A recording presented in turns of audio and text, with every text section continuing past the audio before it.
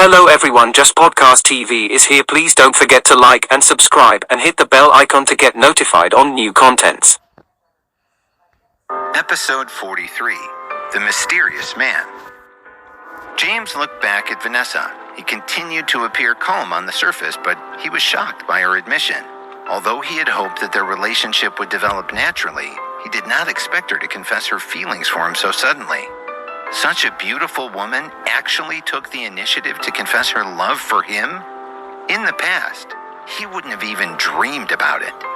He knew he was a handsome and cheerful guy, but he also knew that having good looks didn't open all the doors. James was well aware of his limits. In this era, it seemed cash was king, and lots of cash was the king of them all. It didn't matter if he was handsome. You can't dine at the best restaurants, live in a luxury condo, drive a sports car, or buy branded items on good looks alone. And to be honest, his looks weren't so good that ladies were dropping their pants on sight of him. If this astonishing moment had occurred even a week ago, James would have run all over the deck like an excited puppy. Then he would have bent down on one knee and begged Vanessa to be his girlfriend. But now that he had the system, everything had changed. Vanessa's confession only made the smile on his face brighter. It wasn't that James was not excited about her feelings for him. He was.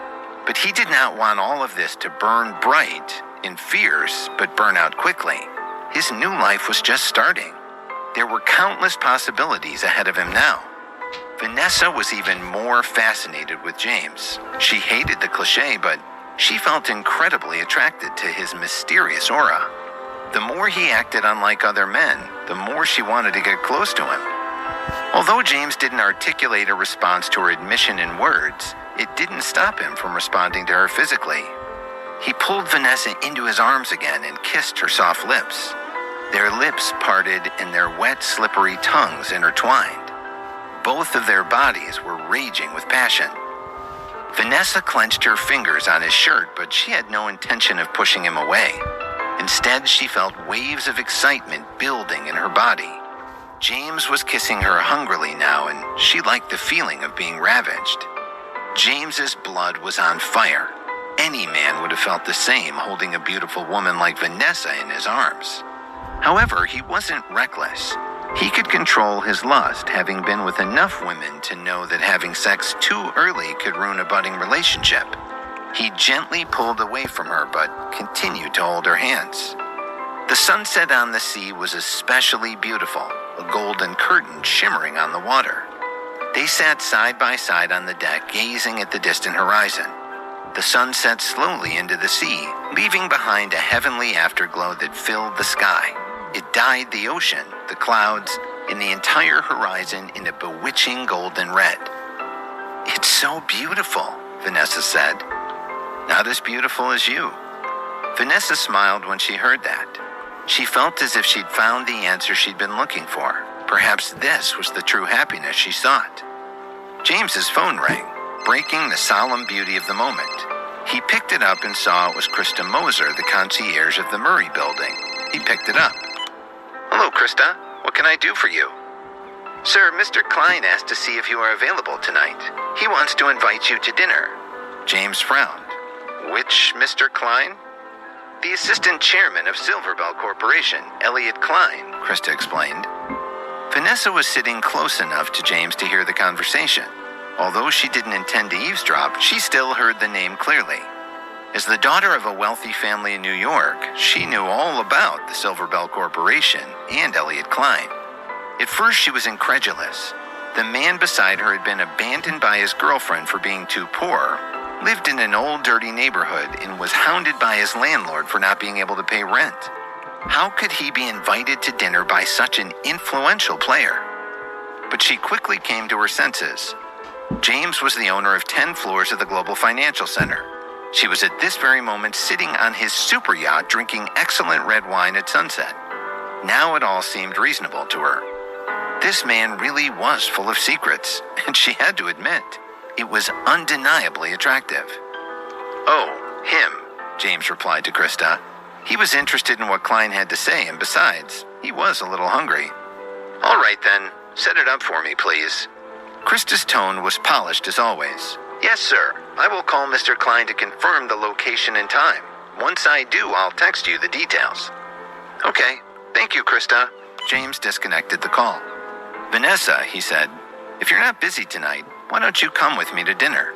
She looked at James, blinking her big eyes like a cat. Can I? Vanessa knew that Elliot Klein was a genuine big shot in the New York corporate world. Although she was the daughter of the Arison family, she rarely encountered him in her social circles. She wanted to meet such an influential person and see what the fuss was all about. James was delighted. Of course you can. Then he added in a joking British accent. I'd be honored by your presence. It will bolster my reputation among the smart set. James was actually telling the truth. He was literally an unknown in the upper echelons of New York society. No one knew him. His holdings, his background, nothing. If he brought Vanessa Arison with him to dinner, people would naturally take note. For her part, Vanessa thought that he was just being modest. After all, the wealth he had now rivaled anyone's in the city. It gave him something that was essential to survive in the Shark Tank of the New York business world: confidence. Krista Moser's text pinged on James's phone. Lu Wailu Restaurant, private room, 7 p.m. was all that it said. James glanced at the time. He immediately stood up and read the text to Vanessa. She seemed surprised. Lu Wailu? A private room? Are you sure? James fundamentally was just an ordinary guy. He didn't know about the inner workings and unspoken codes of the rich. He felt that Lu Wailu Restaurant was just another high-class joint that regular people couldn't afford to go to. Vanessa was much more aware than he was. She knew that a private room at Lu Wailu wasn't something that could be booked with money alone. It required a certain rarefied status to gain access to its privileges. Therefore, her surprise made sense. After all, she knew more about James than many people. She had spent a night in that shabby apartment. James just laughed. He didn't seem to feel any pressure at all. Of course I'm sure. What's wrong? Is there a problem?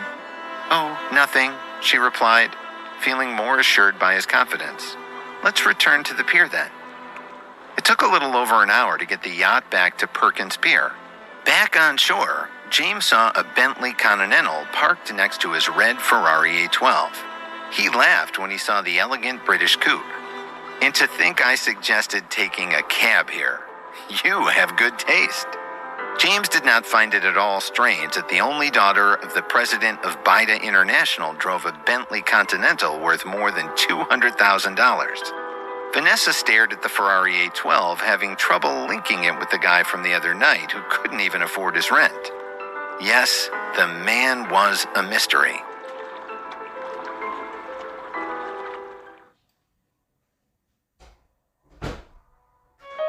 Episode 44. How do you expect me to let go of her? Vanessa shined her beautiful smile at James. Thank you for the compliment. I'm just telling the truth, James said. Bentleys are fabulous vehicles. Your taste is right up my alley. He looked at his watch. It's 20 to 7. Lu Wailu isn't too far from here. They walked over to their vehicles and James helped Vanessa into her Bentley. He looked at the car, then at her with concern. Will you make it to the restaurant okay? That is a serious set of wheels. Are you kidding? I'm the third-ranked female racer in my age group at Watkins Glen. There's a lot you don't know about me. Before he could say another word, Vanessa peeled out of the parking area, leaving a cloud of dust in his face. It was almost comical, like one of those Roadrunner cartoons. As he looked at the fading taillights, James could only shake his head. She really is something else, he said to himself. James' driving skills were nowhere near her level, but they weren't bad. He gave it his best, but he never even saw Vanessa's car the whole way to the restaurant. When he arrived at the parking entrance for Lu Wailu, Vanessa was already standing there, leisurely waiting for him with her valet ticket. A parking valet walked over and accepted the keys to his Ferrari as he got out of the car. James had to admit he could get used to the service at these high-end places. He had never eaten at anything fancier than an Outback Steakhouse. But he was sharp. He knew how to adapt and learn. After having drinks at expensive restaurants a few times, he felt he understood their customs pretty well. After the valet drove the Ferrari away, James walked over to Vanessa with mock reproach. "Who taught you to drive like that? Don't ever do that again." Vanessa laughed. "Okay, I promise, Daddy. Can we eat now?" James laughed too, and she took him by the arm. Together, they walked into the Lu Wailu restaurant's elegant entrance. The host at the door greeted them politely. James acknowledged the man, but he was enthralled with his surroundings. He took in the refined Asian setting and felt his horizons expanding virtually on the spot. He couldn't help but think just how pedestrian his past life was. The Lu Wailu restaurant was indeed worthy of its reputation. The sophisticated decor captured the beauty and charm of the East. Tasteful greenery and water features provided a soothing backdrop to the dining environment. The restaurant was not housed in a conventional building, rather it was a converted manor. The design was innovative and grand, providing a sense of both spaciousness and discreet privacy. Every room was an independent space with its own character. If you dined in a lower room, you were able to see the view through the graceful carved windows. In the upper rooms, you could take in the expanse of the New York skyline at night. Dining here was a unique, memorable experience. It was precisely because of this that the owner had named it Lu Wailu Restaurant, literally meaning a place out of this world. The food, of course, was excellent. The Eastern delicacies were unmatched anywhere in the city, giving diners another reason to cherish their wealthy lives. Lu Wailu's fame was not limited to New York or even the United States. It was well known abroad as well. Many foreign celebrities came to New York just to eat here. Standing in the restaurant's foyer, James stared at the winding corridors. He did not know where to go. As he contemplated his dilemma, Krista Moser appeared out of nowhere. "Mr. Tucker, I'm glad you're here." She then glanced at Vanessa, who was hugging his arm, and was momentarily taken aback. In terms of looks, Krista had never been second to anyone. She was stunning and always put together just so. Her job demanded it. However, this girl actually made her feel a little inferior. James just nodded. It was obvious that Krista specifically came here to assist him. Krista felt that the meeting with Mr. Klein over dinner tonight must be important. Otherwise, he wouldn't have set it up in a private room. So she couldn't help but ask about the woman accompanying James. "And this is?" "Oh, this is a friend of mine, Vanessa Arison," James responded casually. "Vanessa, this is Krista Moser, the concierge at the Murray Building." Krista greeted Vanessa coolly and did not pry further.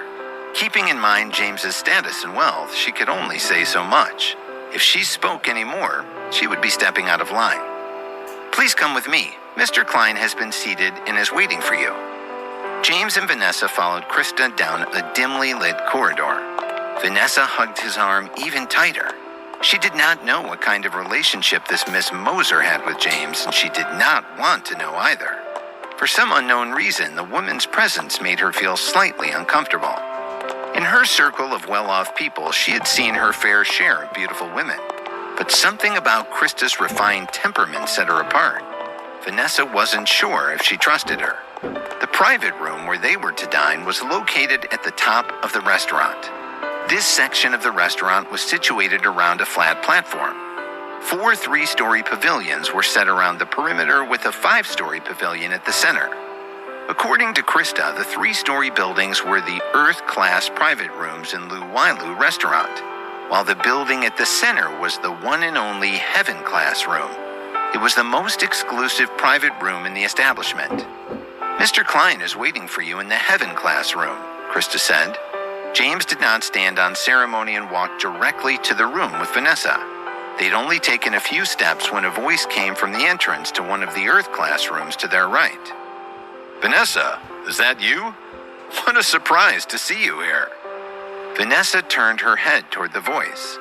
She immediately blurted out, "Todd, what a surprise to see you too." She then lowered her head a touch and subconsciously gripped James's arm a little tighter.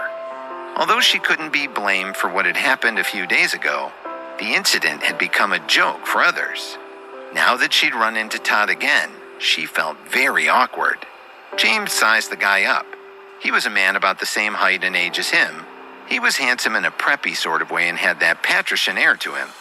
He didn't feel threatened by this guy. After all, it was normal for people to greet each other if they had a history together. But when Todd saw Vanessa holding the arm of a man he didn't know, his face darkened. He blocked James's path and said in a stern voice, "I don't know who you are, and I don't care. Let go of her right now." The change in the atmosphere scared Vanessa so much that she clung to James even tighter. Even Krista looked concerned about the spectacle this man was making. James just looked at Todd Berrigan with a calm expression. He wasn't at all intimidated. The two of them stared at each other. It was as if time stood still. Then James laughed as if nothing had happened. "Hey man, take a good look, will ya? The lady is hugging my arm. How do you expect me to let go of her?"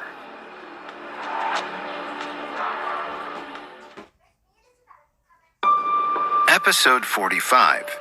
You know who I am, right? Ever since he had had the system, James realized that not only his frame of mind, but his whole person had undergone a transformation. It was like he had broken out of his previous shell into an entirely new character. Even his thinking had become more keen. He felt as if his true nature, which had been suppressed by his past circumstances, had been completely released. Therefore, without Vanessa's introduction, he'd already figured out who Todd Berrigan was. If he were an ordinary acquaintance, why would she have such an intense reaction to him? James concluded that this guy was definitely the jilted fiancé her father had arranged for her. Vanessa just told me her story and now I meet this guy, he thought. This is interesting.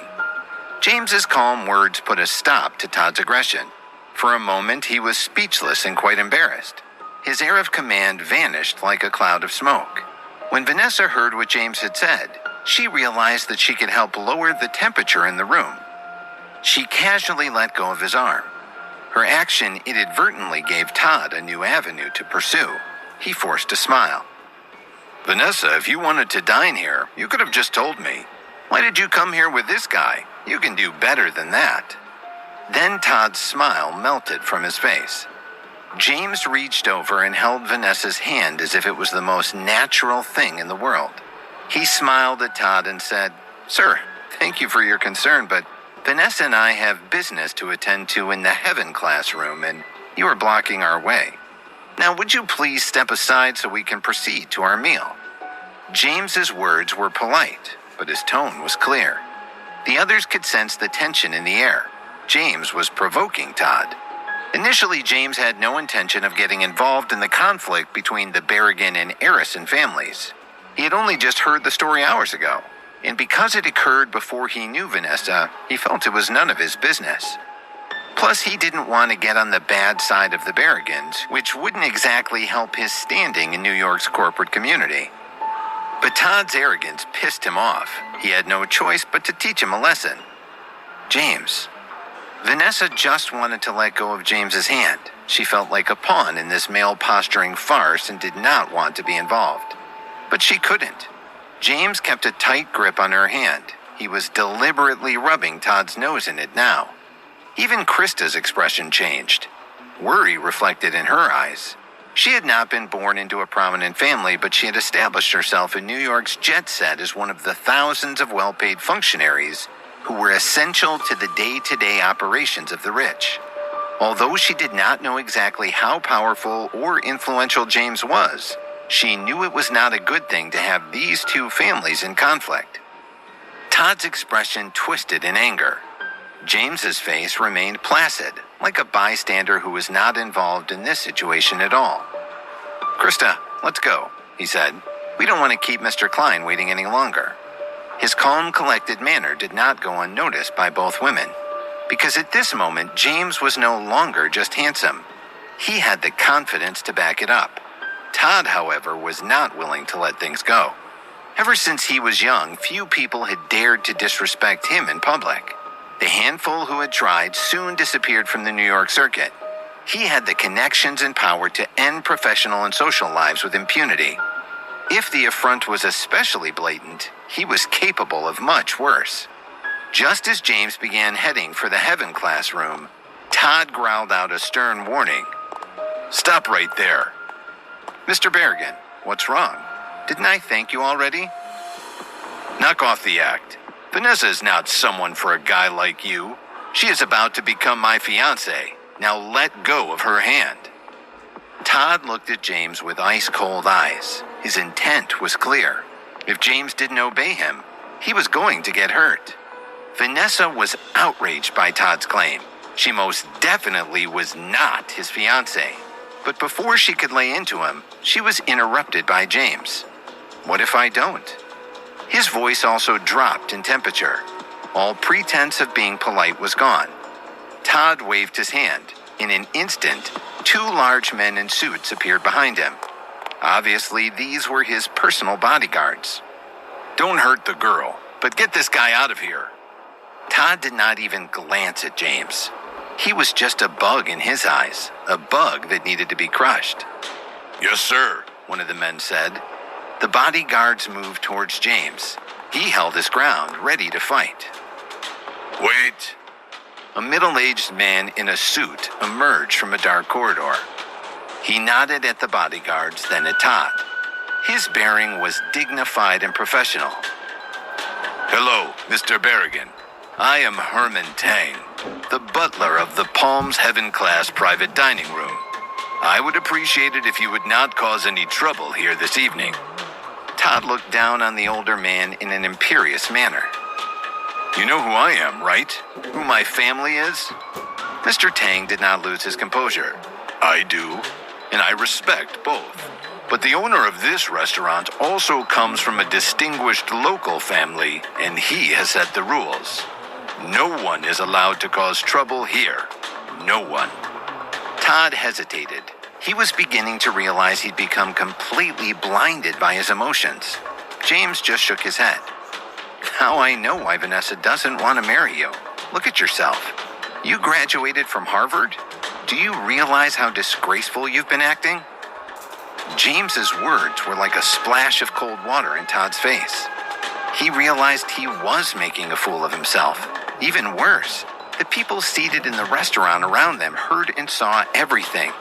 It would be the talk of the town in no time. He was probably on YouTube already.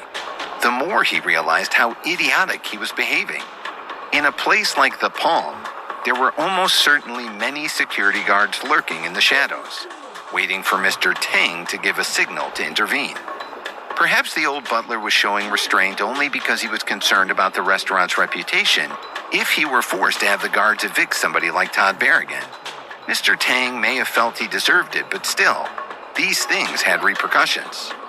And that was just the butler. What about the even more powerful owner? Todd was arrogant, but he was not a fool. He knew it was time to back off and hopefully disengage with a scrap of dignity. Mr. Tang, he said, please accept my apologies. He then called his bodyguards back, turned around, and quickly disappeared down a dark hallway that led to the restaurant's exit.